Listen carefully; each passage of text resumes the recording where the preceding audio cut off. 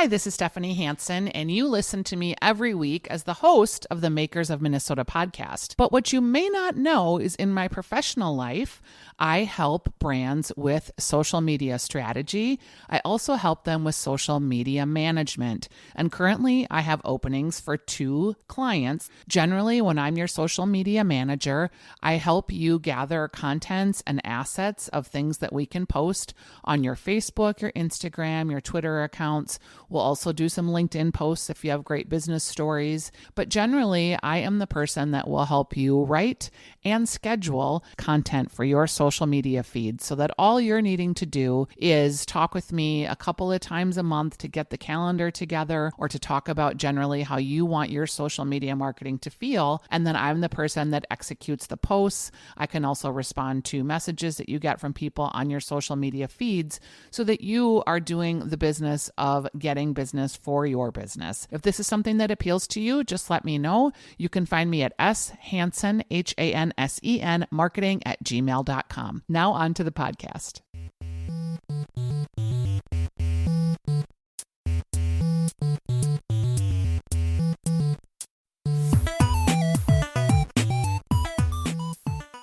Hello, everybody, and welcome to the Makers in Minnesota. I'm Stephanie Hansen, and I am your host for this episode. And this is one of those very special episodes. We put it in air quotes, but it doesn't need to be, where we actually go back and revisit someone that we had talked with earlier on the podcast to get updated on their business. We are talking today with Molly Clark. She is the co-founder of Taking Stock Foods, and she makes a fabulous bone broth. And we talked with Molly on episode 51. So thanks, Molly, for coming back and spending time with us. I'm so excited. It is very exciting to get a second go round with people. For sure. Because episode 51 was like a year and a half ago, maybe even 2. Yeah. A lot happens in that time with an So entrepreneur's much business. so. Yeah. And when you're a food maker like myself, like we just went through we started making our product shelf stable, and we had to go through a contract packer process, which you always hear takes like over 2 years. And we were like, not for us. And yes, I mean, absolutely. It takes a long time. Okay, so let's talk about that. Yeah. Tell me about the genesis of starting Taking Stock Foods. Yep. So I think we're a lot like other small food makers in the Twin Cities and probably anywhere in the world, maybe this country, where we started making it ourselves and selling it at farmers markets to kind of get a proof of concept, to test the market and see if people were interested in bone broth. We learned a ton from that. First of all, we created a formula that is totally unique to our company.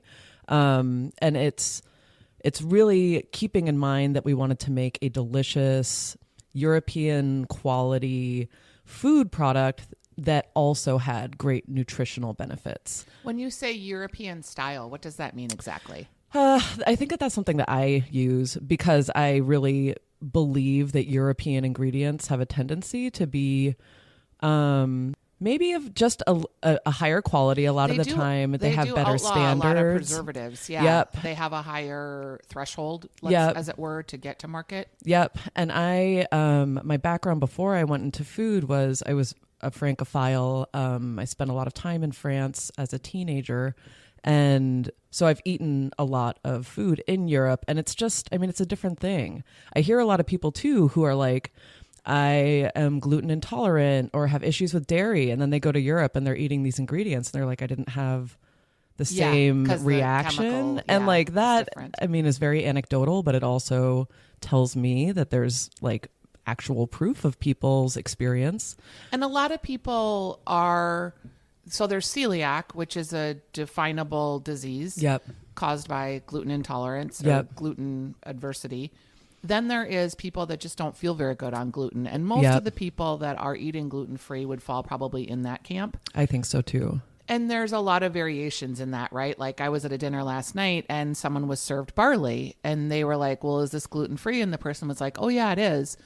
Well, actually, technically, barley is not gluten-free. It's about 5% gluten. Yep. And so for a celiac person, that's not really going to work. But for someone who has an intolerance, it's probably less that it's not going to make a difference for them. Yeah. So it's just, yeah, different ways that people eat, and people are changing how they eat so much. So much.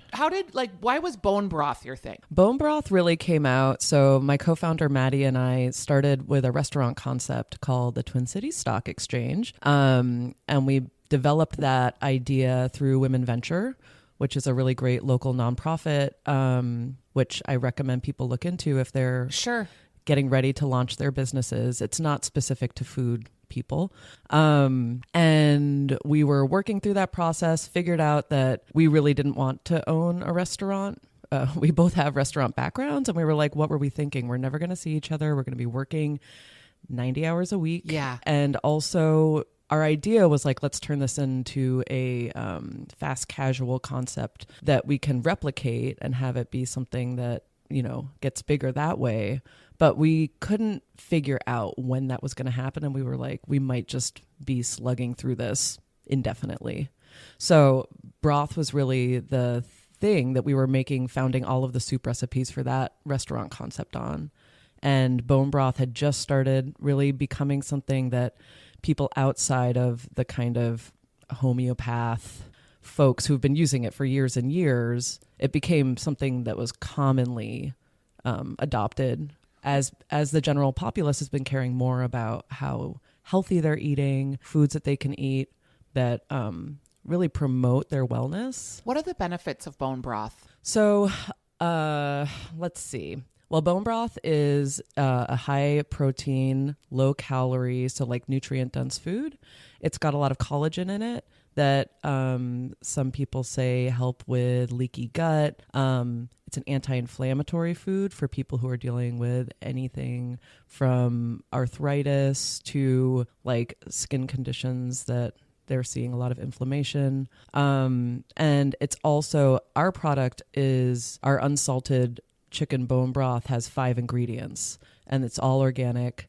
So it's that's not specific to bone broth, but it's a food that's made with minimally processed ingredients, and it's easy to fit into different diets like Whole30 or things like that. Yeah, and I use it for fasting. Exactly. Intermittent fasting too. Yeah, my fasting is kind of a little different than everyone else's. I don't have like a set window necessarily, but I really try to eat like one meal a day. Yep. And sometimes I'm more calorie conscious about that meal than others. Yep. But bone broth gets me through and fills me up and gives me something warm and sort of comforting to tuck into on a day when I'm trying to just sort of clean out. For sure. For sure. And this time of year too, I mean, we're speaking in February, there's flurries outside. It's a nice warm food and it's savory, where I feel like a lot of warm beverages that you might be using in fasting would probably tend to the sweeter side, whether they be tea or even like water with lemon in it. It has more of a, I don't know, I guess water with lemon isn't really sweet, but bone broth feels more substantial, I think, because it's savory. Yeah. And you still get calories from it, but you know, if you're doing 500 calories a day, you know, you're getting a couple hundred calories from that, and then you're going to have a decent meal, and it's fine. Yeah. You changed your packaging when I first met you at episode 51, you guys were in these cardboard pints. Yep. And now you're in a pouch that has like a pour spout, and I love the packaging. I think it's really great. Why changing the packaging? Was that part of the co-packer move?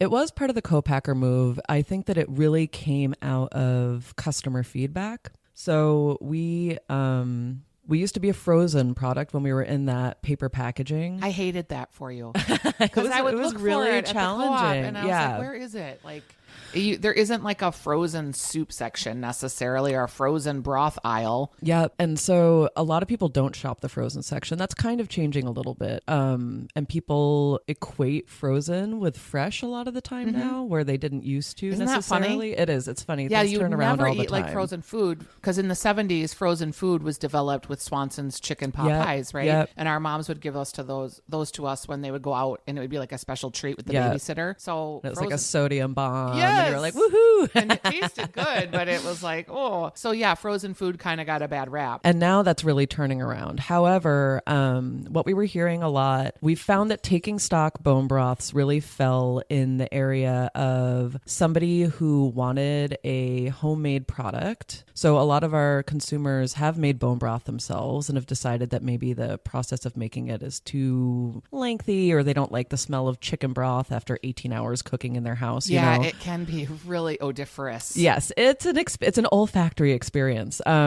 But they wanted something that was a really high quality. So they also really wanted that convenience. And the frozen was just one step away from that convenience factor that a lot of our customers were looking for. One of the nice things about it too is that you can throw it in your purse now and bring it to work. Yes, It's so funny much you mentioned easier. that. Yeah. Because you brought me some, and that is like, I'm like, oh yeah, I have this broth right here. Yep. And I carry around mason jars full of it, but they can leak sometimes. Yep. So I'm like, oh, this is so handy. It's very handy, and it's meant for people who have a high quality expectation of the food that they're eating, but want that convenience factor. It's not homemade, and we're not saying that it is. It's not exactly the same thing in that way, but it does have that convenience that Yeah. the frozen was really lacking. So that was part of the co-packer process. We wanted a product that was going to be easier for people to use. It's still based on that same formula that Maddie and I developed over 2 years. And believe me, we developed that. I mean, we were cooking the broth ourselves. It was a 17-hour production day. We were really married to it. And when we walked into our co-packer initially for our meeting, we were like, we know what we're doing here. And I think that they were a little surprised. They were like, wow, a lot of times people come in and they're like, we have an idea for a product, but we had an idea, we had a product already that we wanted to continue. I want to talk about the co-packing experience. Yeah. So you decide that it's time for you to not be making this yourself in a kitchen. Yep. That 17 hours at a time is not going to work for your lifestyle. Yep. So do you just Google co-packing and then you start to get a small list and I start wish. interviewing people? You can't, I mean, there are so many different ways. It's kind of a cloak and dagger isn't the right way, but it's a pretty secretive world.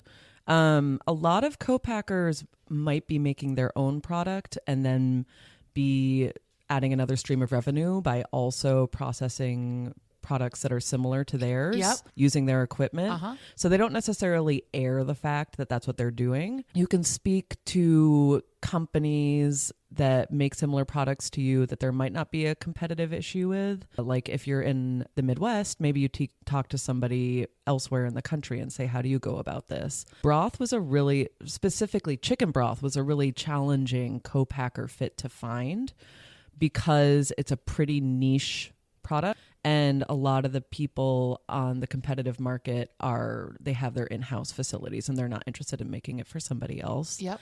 There's also a lot of co-packers who are going to kind of dictate the type of product you're making because they might use a base or be using powdered products to reconstitute to make your product. And that wasn't a route that we were interested in going. So it took us a long time to find it. You can, if you're looking at, if you're making a product and you look at competitors' products, there is a little code at the bottom of a package that actually lists the facility that the product was manufactured in. I can't remember what it's called, but you can look it up online. I would recommend that's a better Google search. Figure out what the name of that little code is, and then you can actually ID those different manufacturing facilities in that way, and then That's a fantastic tip. So you could find a local product. Yep. And start or to not go even. about I mean, it that way. depends. Yeah. Start local, and then if you're finding that it's hard to nail down a different idea. Because we're very close to Chicago, and a lot Yep. of food is manufactured there too. Yep. I mean, And it's Iowa, a really hub. yeah. I mean, we're in a food manufacturing hub in the country. So you should be able to find something similar to what you're making. But when you're looking for a co-packer fit, there's so many things to consider. I mean, are you looking to expand your product line? Can they make all the different products that you're planning on making? For us, we used to have a delicious vegan mushroom broth, and our co-packer doesn't work with vegetarian ingredients. So we had to eliminate that product from our product line as we launched with the new shelf-stable bone broth. You need to know if they're going to take a minimum order size that's going to match your company. If you're small, like Taking Stock Foods, it's going to be challenging to find somebody who's willing to make a product run as small as yours, but then you also want them to have a ceiling that if you are expanding, you're going to be able to go. So you get the co-packer decision handled, which I know took a very long time. Yep. And at this point, you are not in stores because you've stopped doing the frozen product while you're retooling. Yep. I am very curious about how you go back into those retail locations or back into those relationships when you hadn't been able to service them for a while. Yeah. And so we had an existing relationship with a distributor, a wholesale distributor called Co-op Partners Warehouse. They're branched out from the Wedge, a really great local company that works with small food manufacturers and also works, I think, more so with the local co-op network here in the Twin Cities and also like basically the greater Midwest. And so we hit them up about 6 months before our product was going to launch, tried to get in their ears again, kind of got a new idea of like, how are we going to be developing our sales cycle? What can we do that's going to make this product compelling? Because we're now in the shelf-stable grocery section, which is different from the frozen section. So even super competitive and also like new buyers, like we're basically developing new relationships. So you kind of want to get in touch with the people that you were working with before if you have established a positive reputation. If you're working with a new buyer for a retail location, say a random co-op that we would be working with, we're like, oh, we used to work in this department. Can you direct us and give us an introduction to the person in the new department that we're going to be trying to shelve our product in? And just be as friendly as possible. I mean, buyers are very busy people and they want you to make their life easy. If they get any inclination that you're going to be a pain in the butt, they're probably going to be like, you have an excellent product, but you need to make this, you need to do your side of things too and make this worth my while. How, like, do you cold call these people? I know you get the introduction. Yep. And then, like, literally what do you say? Hi, I'm Molly from Taking Stock Foods. I have this product. Do you sample them? Yep. Like, how do you get into the store? Yeah. You usually try to find whoever your contact is going to be. And then I would always be like, okay, so when can I come in and drop some product off? I'd love to meet you in person. Create a friendly reputation for your company straight away by giving them a nice face and name to who you are. And also be like, I'm a local woman-owned business. Here I am, woman, local. I just drove over. It took me 5 minutes. That means a lot, especially for that specific market. It would be different if you were working with a larger grocer. Yeah, like Whole Foods. Like a Whole Foods. They don't see anybody. Well, actually, we're going to be working with them too. So the local Whole Foods network, I think that our product should be picked up by them sometime by this summer. So just the Minnesota ones. And maybe you can speak to this. So Whole Foods got bought by Amazon. And in the very beginning, they just sort of wiped out whatever local SKUs they had, save a handful. They really pared down. Then they started seeing that customers were asking because originally Whole Foods Twin Cities actually did carry quite a bit of local product. Yeah. So they cleared the decks and it was about a year's worth of time of people not being in the stores. And then they got some new people involved again that were like, oh no, we need some of these local products. This is part of what differentiates us. So they're starting to bring them back in again is what I've heard. Yeah, they have a rigorous vetting process. So do the co-ops that people don't know. Like there's a local product that I interviewed and they make a product and they had to change up their ingredient profile. And one of the ingredients that they put in there that's a preservative forced them out of all the co-ops. And a lot of the time, whether it be health inspectors or rigorous vetting processes, we like to think at Taking Stock Foods that those are opportunities for us to better ourselves. They can be frustrating hurdles at the time. And ideally, you're getting that feedback from co-ops before you have your finalized product. I mean, really in the ideation stage, if you want your product to be placed on a co-op shelf, be like, this is what we're looking at. Try to develop those relationships early on. there are like 50 co-ops in Yeah, the quite a few. metro. So you'll be able to find somebody who's willing to give you the time of day and just be like, can you look over my ingredient list? Because once you have That's the good product advice. in a package on a nutrition panel, you need to Yeah. go through that whole process again.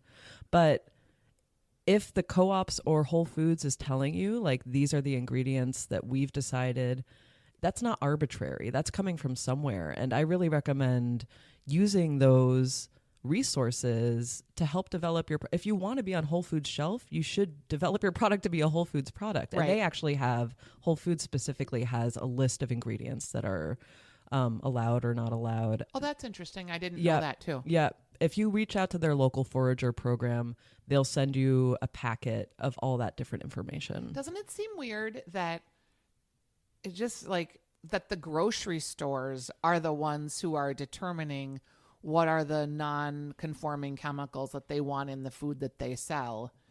Like you'd think that would be like a public health situation. Yeah. Do you know what I mean? It's funny that they're the gatekeepers.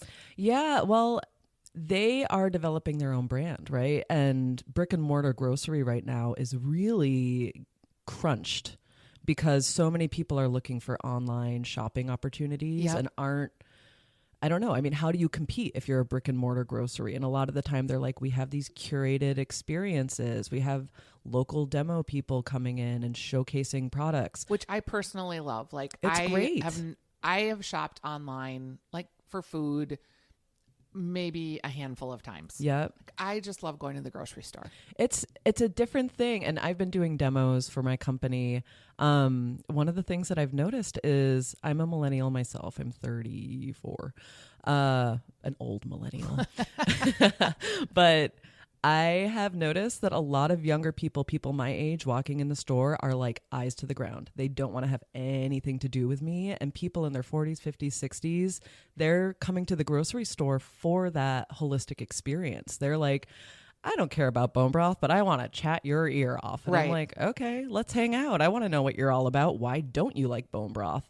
My sister and I just hung out for the first time in a while, and she lives in Brooklyn, New York, and she was talking about online shopping and how frustrating it can be because you're not handpicking especially fresh vegetables Right. and fruits. Like there are drawbacks to the convenience of online shopping. But back to your question about the whole gatekeeper idea of grocers, I think it's good because they have their finger to the pulse of what consumers are interested in. Especially, I mean, we've got the co-ops, we have Lunds and Byerly's, we have Kowalski's.